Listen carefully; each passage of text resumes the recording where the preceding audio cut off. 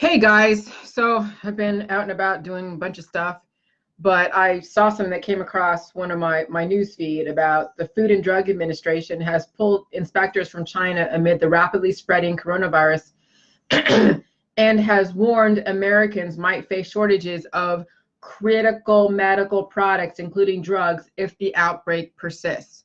Well, of course, the outbreak is going to persist. It's not going to slow down. It might over here, maybe a little bit, but not really. It's going to, here's the thing, guys. You have two choices.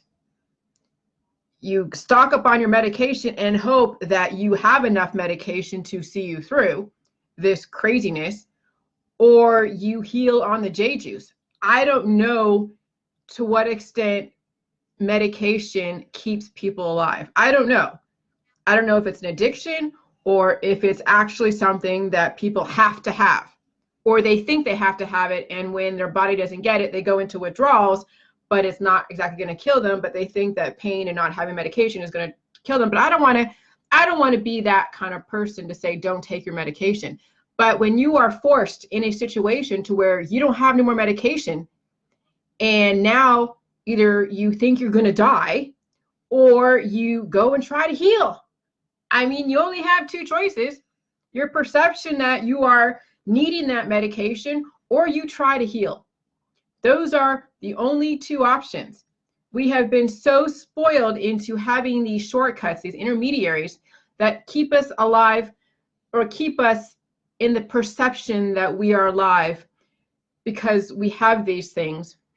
But in reality, is it really keeping you alive, or is it slowly destroying you? That's one of the key things that people have to start facing when it comes to, are you going to have your medications available at you at a moment's notice? And if we have all of our medical stuff and a lot of our infrastructure dependent upon China, and then you don't have that anymore, dude, you have the white salt, you have the cabbage and kale, you have water.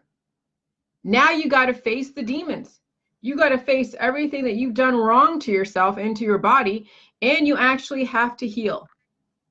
And I can bet you most people, if they're out of their medication, who knows, will they go try to find a black market and do it through Mexico? Or are they gonna go and who knows what? Somebody totally stock up and then black market it and charge you an arm and a leg for it? I mean, that's where we're coming down to with the drug market.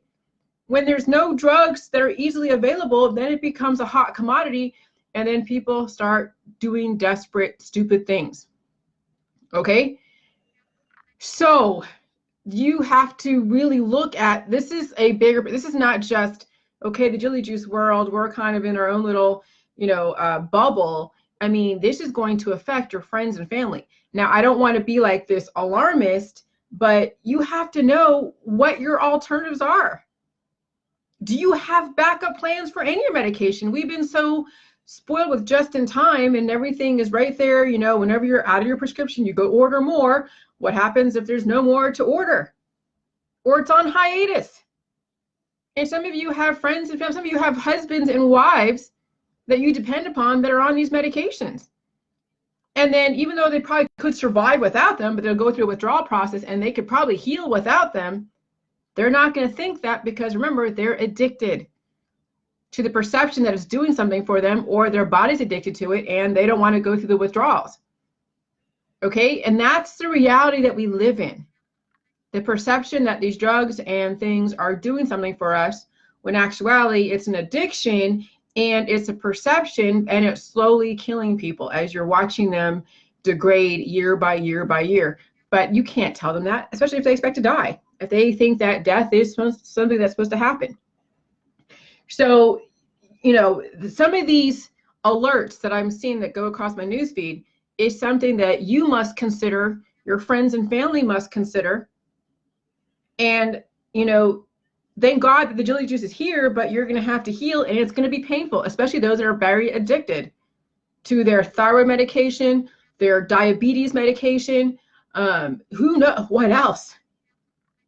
Okay? When medications are people that are so dependent upon and they become scarce to nothing at all, what are you going to do? You could heal, or you can have the perception that you're going to die. And then who the hell knows what people do when they don't have their medication. I have no idea. Just think about the scenario. If you don't have your medication, what's the worst that's going to happen? That's what I want you guys to think about. People don't think about that because we've been so spoiled into having things at a moment's notice. No one has ever considered the alternative because, oh no, we're Americans. That won't happen to us. We'll strong arm someone into making something. We'll just take the factory and the drug factory and put it in another country. No, it doesn't happen that way. It doesn't happen that fast. Okay, it's not easy to replace a factory and move it to a different country or to a different region.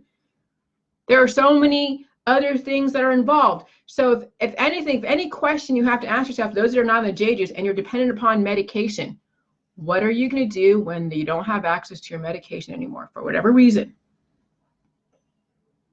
All right, have a good day. Good luck.